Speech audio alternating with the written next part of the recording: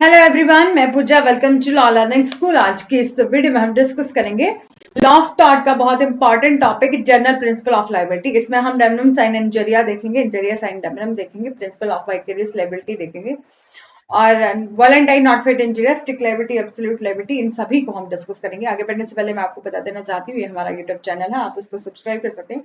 साथ ही साथ यदि आप यूजीसी नेट के लिए प्रिपेयर कर रहे हैं तो ये प्लेलिस्ट है super fast revision UGC NET law 2023 batch. Then यहाँ आपको यूनिट वाइज जो है वो वीडियो अवेलेबल दिखेंगे। यदि आप यहाँ पर यदि यूजीसी नेट लॉ के लिए प्रिपेयर कर रहे हैं तो इस प्लेलिस्ट को फॉलो कर सकते हैं। बात करते हैं मेन टॉपिक की, general principle of liability, tort. Tort क्या है कि बेसिकली सिविल रॉन्ग है, जो कि लीड करता है क्या, सिविल डैमेजेस को। जब भी किसी पर्सन को के साथ कोई सिविल रॉन्ग होता है तो उसको सिविल डैमेजेस जो है वो दी जाती है, ठीक है। और these are right which people generally have against the whole world। और ये कैसा राइट है, ये कैसे अधिकार है जो कि आमतौर पर लोगों के पास होते हैं, जो कि अगेंस्ट द होल वर्ल्ड के खिलाफ होते हैं, ठीक है। अगेंस्ट द होल वर्ल्ड जो होते हैं, in order to enforce these right, बोला है जब भी इन राइट्स को इन्फोर्स करने की जब बात आती है तो लॉ रिकॉग्नाइज करता है कुछ एक सर्टन प्रिंसिपल ऑफ टॉर्ट, ठीक है। जो कि मतलब यदि कभी भी ऐसा हो कि इन ऑर्डर को क्या किया जाए, इन्फोर्स करने की बात आए दीज राइट्स को, देन लॉ क्या करता है, रिकॉग्नाइज करता है कुछ एक certain principles of tort liability, ठीक है। सिंस लॉ ऑफ टॉर्ट क्या है, नॉट कोडिफाइड। आप जानते हैं बहुत अच्छे से कि हमारा जो लॉ ऑफ टॉर्ट है उसको कहीं भी कोडिफाइड नहीं किया गया है, कहीं भी उसकी एक स्पेसिफाइड बुक नहीं है आईपीसी की तरह कि उसको कोडिफाइड नहीं है। ये सभी बेस्ड है हमारा प्रेसिडेंट पर, मतलब जुडिशियल ऑफिसर्स के द्वारा जो भी डिसीजन दिए गए हैं प्रेसिडेंट जो है उन्हीं पर बेस है। और jurisprudence to understand these principle, और जो कुछ एक प्रिंसिपल है जो अंडरस्टैंड करते हैं इसके प्रिंसिपल्स को और इनके प्रोविजंस को, तो वो होते हैं, इन्हीं पर ये बेस्ड है। एक तो प्रेसिडेंट पर और दूसरा jurisprudence to understand these principles. सबसे पहले बात करते हैं प्रिंसिपल ऑफ टॉर्ट लायबिलिटी। बोले although the most principle है हमारे law of contract, law of tort में, ठीक है। जो ओरिजिनेट हुआ है, जो हमारा टॉर्ट लॉ है वो ओरिजिनेट हुआ है from the English common law, ठीक है।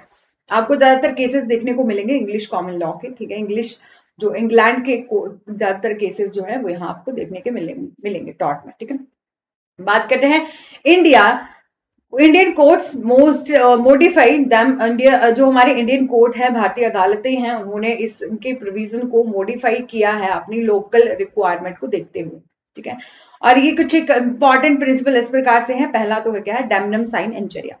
डेमनम साइन इंजरिया का क्या मतलब है, बेसिकली ये लेटिन लीगल मैगजिम है जिसका बेसिकली मीनिंग है डैमेज विदाउट इंजरी। जब किसी पर्सन को डैमेज होता है without legal injury, without infringement of legal right, ठीक है, तो वो उसका मतलब है damnum sine injuria, which mean damage without injury. It means the actual loss which occur without the infringement of any legal right। मतलब एक्चुअल लॉस होता है बट कोई भी इंफ्रिंजमेंट नहीं होती किसी के लीगल राइट्स की, तो वो होता है डैमनम साइन इंजरी, ठीक है। डैमेज हुआ है विदाउट लीगल इंजरी, ठीक है। दिस इज बिकॉज ये इसलिए होता है कि मेरा जो मनी का लॉस है और money is what does not amount to any टॉट, और इसलिए बोला है ऐसा इसलिए किया गया है कि केवल पैसे के या पैसे के लिए जो मूल्य नुकसान है, ठीक है, वो किसी भी तरह की गड़बड़ी नहीं है टॉट में, उसे किसी टॉट के अंडर जो है उसको रॉन्ग नहीं माना गया। जब आप बोले in order to constitute same some टॉट, देन रियल वायलेशन होनी चाहिए सम लीगल राइट की, ठीक है, must take place in form of the legal damage, ठीक है। तो कुछ एक अधिकारों का वास्तविक में क्या होना चाहिए, उल्लंघन होना चाहिए, कानूनी क्षति होनी चाहिए, किसी दूसरे पर्सन को लीगल डैमेजेस जो है वो होनी चाहिए, ठीक है। तब वहां पर क्या होता है, no fault no liability can arise in such cases. तो ऐसे मामलों में कोई भी दायित्व जो है वो उत्पन्न नहीं होता। मतलब यदि किसी का लीगल डैमेजेस नहीं हुए हैं, किसी पर्सन का लीगल राइट जो है वो वायलेट नहीं हुआ है, उसको एक्चुअल लॉस हुआ है, तो वहां पर लाइबिलिटी किसी की नहीं बनती है, तो उस पर्सन की जिसने ऐसा एक्चुअल लॉस उसको किया है, तो टॉट के अंदर उसको उसकी कोई लाइबिलिटी जो है वो नहीं बनती है।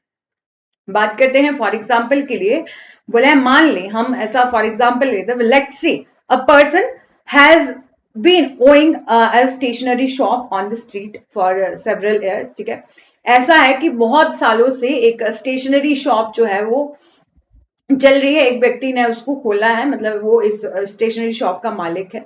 लेकिन यदि उसका जो व्यापारी जो बिजनेस रिविल्स ओपन करता है, मतलब यदि उस बिजनेस के अकॉर्डिंग, मतलब उस दुकान के साथ में ही कोई दूसरा पर्सन जो है वो स्टेशनरी शॉप खोल लेता है और उससे ज्यादा बहुत अच्छी सी शॉप खोलता है, तो उसके दुकान की बिक्री कम हो जाएगी, और जिस जो कि उसके अगेंस्ट में खोली गई है, उसके साथ में कोई एक बिगर स्टेशनरी शॉप खोली गई है, ठीक है, तो उसको ज्यादा मुनाफा होता है और दूसरे पहले वाले पर्सन को जो है वो घाटा पड़ जाता है, ठीक है। तो उसको सिर्फ उसकी उसको मॉनेटरी लॉस हुआ है, इस बेस पर हम ये नहीं बोल सकते कि यहाँ पर उसको कोई डैमेजेस हुई है, क्योंकि यहाँ पर उसके किसी भी लीगल राइट की वायलेशन नहीं हुई। This is because no legal injury occur to him.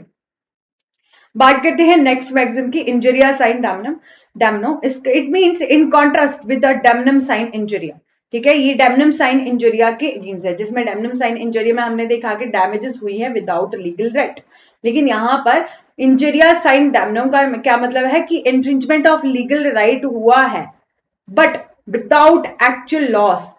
Actual में उस पर्सन को लॉस नहीं हुआ है, सिर्फ इन्फ्रिंजमेंट ऑफ लीगल राइट हुआ है। Since this lead to infringement of right, liability can arise even no person suffer the actual or substantial loss, ठीक है। बोला है इससे अधिकारों का उल्लंघन होता है, बोले यहाँ पर ये है कि इंफ्रिंजमेंट ऑफ लीगल राइट हुआ है, उल्लंघन हुआ है। यहाँ पर लाइबिलिटी तब अराइज होती है यदि किसी पर्सन का लीगल राइट जो है वो वायलेट हुआ है। एक्चुअल लॉस और एक्चुअल सफर हुआ है उस पर्सन को, तो उसके लिए कोई भी लाइबिलिटी जो है वो नहीं बनती है, ठीक है। इंजरिया साइन डैमनम का यही मतलब है कि इन्फ्रिंजमेंट हुआ है लीगल राइट का विदाउट एक्चुअल लॉस, ठीक है। फॉर एग्जाम्पल में बोला गया है कि यदि ऐसा होता है कि trespassing of a property is a serious violation of a person right to protect his property, ठीक है। यदि संपत्ति का जो ट्रेसपास है, मतलब कोई पर्सन जो ट्रेसपास ऑफ प्रॉपर्टी करता है, तो क्या है, ये serious violation of a person right है, ठीक है, जो कि प्रोटेक्ट करता है अपनी उसकी प्रॉपर्टी को, ठीक है। इन केस यदि ट्रेसपासर इज लाइबल हो टू पे कंपनसेशन, ठीक है, क्योंकि यहां पर उसने कोई लीगल रियल डैमेज नहीं किया, लेकिन उसका लीगल राइट है अपनी प्रॉपर्टी को प्रोटेक्ट करने का, इसलिए यहां पर जो ट्रेसपासिंग करी है ना उस पर्सन ने, वो लाइबल होगा कंपनसेशन देने के लिए। बात करते हैं हमारा principle of vicarious liability. Principle of vicarious liability में बोला गया है, अ जर्नल रूल है ये टॉर्ट में। यहां पर क्या है कि एक पर्सन दूसरे पर्सन के लिए जो है वो लाइबल होता है, मतलब इन जनरल रूल में आप देखते हैं कि हमेशा ही जो टॉर्ट में लाइबिलिटी किसकी बनती है, जिस पर्सन ने कोई ना कोई भी कॉज जो है वो किया हो और डैमेज उसको देना पड़ता है, मतलब जिस भी पर्सन ने कोई रॉन्गफुल एक्ट किया है उसी को एक दूसरे पर्सन को कंपनसेशन देना पड़ता है। लेकिन कुछ एक सर्टेन केसेस है जिसमें कि लाइबिलिटी अराइज होती है ऑन द थर्ड पार्टीज पर, ठीक है। जैसे कि हमारे पास कुछ एक रिलेशन है, जैसे मास्टर सर्वेंट हो गया, प्रिंसिपल एजेंट हो गया। यहाँ पर लाइबिलिटी जो है वो जो है, जैसे कि यदि सर्वेंट ने कोई गलत काम किया है तो लाइबिलिटी किसकी बनेगी, मास्टर की भी बनेगी, ठीक है। और यदि एजेंट ने कुछ गलत किया है तो उसकी लाइबिलिटी किसकी बनेगी, प्रिंसिपल की भी बनेगी, ठीक है। तो ये लॉ रेफर करता है vicarious liability in order for the vicarious liability to arise, ठीक है। ऐसा होता है कि जो वाइकेरियस लाइबिलिटी तब अराइज होती है वेयर सम लीगल रिलेशनशिप, जब किसी दूसरे पर्सन के साथ उसका लीगल रिलेशनशिप हो between the defendants and third party के साथ, ठीक है। इन अदर वर्ड बोला है, law must be able to attribute to extend the liability of to the third party, ठीक है। और फॉर एग्जाम्पल के लिए जैसे कि हमारा पार्टनरशिप फर्म हो गया, जो पार्टनरशिप है वो रिकॉग्नाइज करता है that a partner or agent of each other. For example के लिए आप देखो कि एक दो तीन, ये तीन पार्टनर है, ये कोई भी एक्ट, इनमें से कोई भी एक एक्ट करता है कोई पर्सन, ठीक है, तो ये सारे ही अपनी पार्टनरशिप मतलब जब काम हो रहा था उसके दौरान के लिए कोई भी पर्सन, एक पर्सन भी कोई गलत काम करता है तो उसके लिए तीनों की लायबिलिटी बनती है, ठीक है। यहां पर बोला है कि फॉर एग्जाम्पल के लिए लॉ ऑफ पार्टनरशिप रिकॉग्नाइज करता है कि पार्टनर जो होते हैं ना, जो भागीदारी होते हैं, पार्टनर होते हैं, वो एजेंट होते हैं ऑफ ईच अदर, एक दूसरे के एजेंट होते हैं। देयरफॉर द वन पार्टनर, यदि कोई वन पार्टनर जो है गलत कर देता है, कोई डिफॉल्ट कर देता है, तो दूसरा पार्टनर जो है उसके लिए लाइबल होता है, ठीक है। Vicarious liability also can also arise होती है in the course of employment due to the master servant relationship between the employer और एम्प्लॉइज, ठीक है। बोला है कि वाइकेरियस लाइबिलिटी तभी अराइज होती है जब जब कोर्स ऑफ एम्प्लॉयमेंट में हो रहा होता है। यदि किसी ने गलत काम किया, रॉन्गफुल एक्ट किया, तो वो कब होना चाहिए? कोर्स ऑफ एम्प्लॉयमेंट में, ठीक है। मतलब जो भी उसका एम्प्लॉयमेंट का टाइम है उसी के दौरान जो है वो होना चाहिए, ठीक है। जहां पर यदि मास्टर सर्वेंट का रिलेशनशिप है, एम्प्लॉयर एम्प्लॉइज का रिलेशनशिप है, तो वो कोर्स ऑफ एम्प्लॉयमेंट में होना चाहिए। फोर्थ है हमारा वॉलेंटाइन नॉट फिट इंजरिया। यहां पर बोला है कि सम टाइम क्या होता है, it may so happen that a person में सफर करता है damage when he consent the same act. मतलब बहुत बार ऐसा होता है कि एक व्यक्ति जो है वो उस नुकसान के लिए जो सफर करता है जिसके लिए उसने खुद ही सहमति जो है वो दी होती है, ठीक है। This consent may be that form of knowledge, कि ये कंसेंट बोला है कि ये जो कंसेंट होती है वो उसको मतलब नॉलेज होता है कि यहाँ पर पॉसिबिलिटी है कि मेरे को डैमेज हो सकती है, और उसने क्या करा, फ्री विल होती है उसकी उस क्षति में कंसेंट, मतलब जो भी उसको डैमेज होने वाला है उसमें उसने खुद से जो है कंसेंट दी होती है, ठीक है। और एक पर्सन जो अंडरस्टैंड करता है द रिस्क ही में ऑकर, और जब उसको पता होता है कि ये रिस्क जो है वो हो सकता है यदि मैं ये वाला पर्टिकुलर काम करूंगा, ठीक है, उसके बाद भी जो है वो उस काम को वो करता है, ठीक है। उसने पर्सन ने वॉलेंटाइन नॉट फिट इंजरिया, मतलब वॉलेंटरी उसने उस इंजरी को के लिए जो है वो खुद से कंसेंट दी है, फ्री कंसेंट जो है दी है, देन वो पर्सन किसी दूसरे को से कंपनसेशन लेने के लिए का हकदार नहीं होता, और दूसरा पर्सन मतलब उसकी कोई लाइबिलिटी नहीं बनती यदि उस पर्सन ने खुद से कंसेंट दिया। फॉर एग्जाम्पल के लिए एक पर्सन है, ठीक है, एक पर्सन है, ये जाता है क्रिकेट स्टेडियम में, ठीक है, कि मेरे को क्या करना है, मैच देखना है, ठीक है।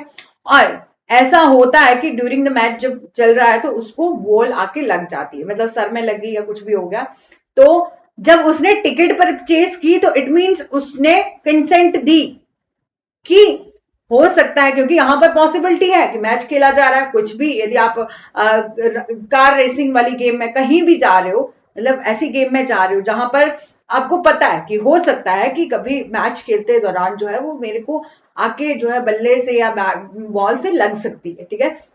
तो यहां पर किसी दूसरे पर्सन पर केस नहीं किया जा सकता कि आप जो है वो प्लेयर पर जो है वो केस फाइल कर दो, कि या तो मैच जो करवा रहे हैं उन पर केस फाइल कर दो। तो यहां पर बोला है कि वॉलेंटाइन नॉट फिट इंजरी, यहां पर वॉलेंटरी यदि उस पर्सन ने कंसेंट दी है तो वो कंपनसेशन के लिए मतलब इंटाइटल नहीं होएगा, ठीक है, वो कंपनसेशन जो है वो नहीं ले सकता।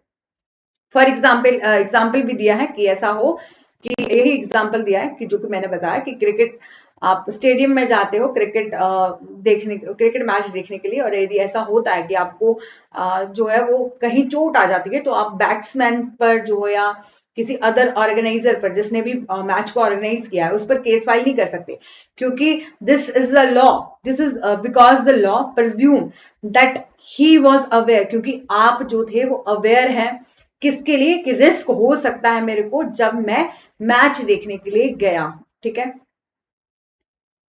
अब हमारी फिफ्थ प्रिंसिपल है स्ट्रिक्ट लाइबिलिटी और एब्सोल्यूट लाइबिलिटी। स्ट्रिक्ट लाइबिलिटी और एब्सोल्यूट लाइबिलिटी का कंसेप्ट जो है वो थोड़ा बहुत सिमिलर है, बस स्ट्रिक्ट लाइबिलिटी में क्या होता है, एक्सेप्शंस हमें मिली होती हैं, एक्ट ऑफ गॉड हो गया, या कोई पर्सन जिसने वॉलेंटरी उसने खुद से कंसेंट दिया है, या प्लेंटिव का खुद से डिफॉल्ट है, ये सब एक्सेप्शन हमारे पास स्ट्रिक्ट लाइबिलिटी में होती है। लेकिन एब्सोल्यूट लाइबिलिटी में बोला है लाइबिलिटी बनती है तो इट मीन्स बनती है, वहां पर आपको कोई एक्सेप्शन नहीं दी जाती, ठीक है। यहां पर बोला है कि ये जो टू प्रिंसिपल हैं, लेवी द लाइबिलिटीज और द इंडस्ट्रियल और बिजनेस वेंचर, ये लाइबिलिटी दोनों लाइबिलिटी तब अराइज होती है जब आप कोई इंडस्ट्रियल या कोई ऐसा बिजनेस करते हो जहां पर कमर्शियल एक्टिविटीज करते हो जिसके कारण जहां पर एक ऐसी सिचुएशन हो सकती है कि दूसरे पर्सन को डैमेज हो सकता है, ठीक है। This is basically the state that the liability some cases should arise even in the absence of the intention, भले ही यहाँ पर ऐसा नहीं होता कि आपकी इंटेंशन है या नहीं है, मतलब यहाँ पर एब्सेंस ऑफ इंटेंशन हो या नेग्लिजेंसी भी हो, कोई एक्ट हो जाए, यहाँ पर भी उस पर्सन की जो कि ऑर्गेनाइजर, मतलब जो कि उसका मालिक है, ऑनर है उस भी इंडस्ट्रीज वगैरह का जहां पे ये काम हो रहा है, यदि किसी वर्कर को काम लग जाती है, मतलब उसको चोट आ जाती है, उसको डैमेज हो जाता है, तो वो उसके लिए लाइबल होएगा, उसको कंपनसेशन देने के लिए। अब यहाँ पर समझते हैं one by one. Strict liability, बोला the rule of strict liability कहता है कि बिजनेस और कमर्शियल एक्टिविटी यदि आप कर रहे हो और किसी दूसरे पर्सन को हार्म हो जाता है समबडी, ठीक है, then it should be compensated him, तो उसको जो है कंपनसेट दिया जाएगा, उसको जो है वो मुआवजा देना चाहिए, ठीक है। ये लाइबिलिटी जो है वो अराइज होती है even if took all necessary precaution, यदि आपने सारे ही नेसेसरी प्रिकॉशंस लिए, ठीक है, और जो भी सावधानियां बरतनी थी वो आपने बरती, लेकिन फिर भी जो है वो नुकसान हो गया, ठीक है। फॉर एग्जाम्पल के लिए यहाँ पर एक केस है राइलैंड वर्सेस फ्लेचर का। यहाँ पर क्या था कि एक पर्सन की मिल थी और यहाँ पर उसने अपनी मिल के नीचे जो है वो पानी का रिजर्वायर जो है वो वाटर रिजर्वायर जो है वो बनाया था, ठीक है। हुआ क्या, साथ ही में जो दूसरा प्लेंटिव है, ठीक है, उसकी खदान जो थी, ठीक है, उसका भी माइंस था, ठीक है, और वो पानी जो था वो बहुत ज्यादा, मतलब बहुत ज्यादा स्टोर करके रखा था उसने, और वो पूरा पानी गया प्लेंटिव के माइंड में और जिससे उसको बहुत ज्यादा नुकसान हो गया, ठीक है। यहाँ पर फिर जब केस चला तो जो डिफेंडेंट है उन्होंने बोला कि ये गलती किसकी है, कॉन्ट्रैक्टर की गलती है, क्योंकि हमने तो वाटर रिजर्वायर को नहीं बनाया, तो उन्होंने बनाया, हो सकता है वो गलत तरीके से बनाया या उन्होंने अच्छा मटेरियल यूज नहीं किया या कुछ भी गलती हो सकती है, लेकिन यहां पर कोर्ट ने हेल्ड किया कि आप जो है वो यहां पर लाइबल है ऑन द डिफेंड, क्योंकि ये जो रिजर्वायर बनाया गया था वो आपके अपने रिस्क पर बनाया गया था, ठीक है। Court lived liability on the defendant even though it was his contractor who was at a default and not him, ठीक है। इसमें अदालत ने ये कहा कि भले ही उसका ठेकेदार, मतलब आपके ठेकेदार ने, उसको कॉन्ट्रैक्टर ने बनाया, लेकिन गलती मतलब क्योंकि उसने बनाया था आपके फॉल्ट, आपके रिस्क पर, ठीक है, जो कि गलती पर था, या ना कि उसे, ठीक है, ना कि उसकी गलती थी, या आपके रिस्क पर बनाया गया था, या लेकिन इसलिए आप जो है वो लाइबल होंगे, ठीक है।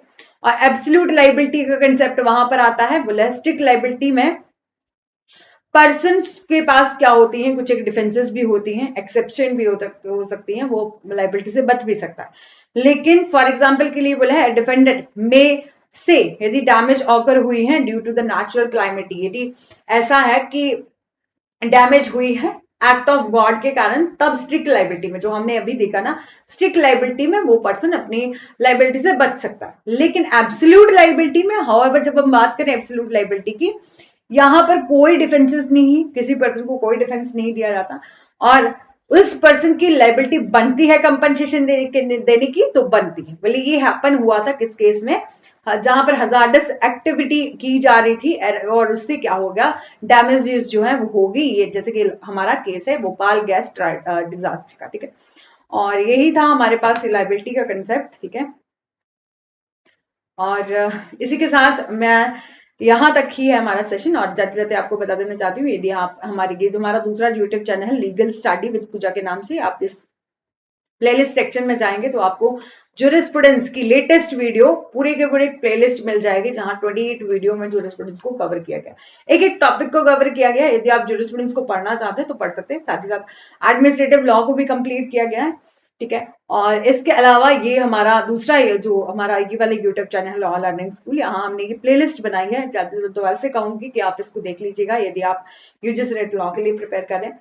और आई होप आपको वीडियो अच्छी लगी होगी, तो लाइक कर सकते हैं, शेयर कर सकते हैं, सब्सक्राइब कर सकते हैं और बेल आइकन को प्रेस कर सकते हैं।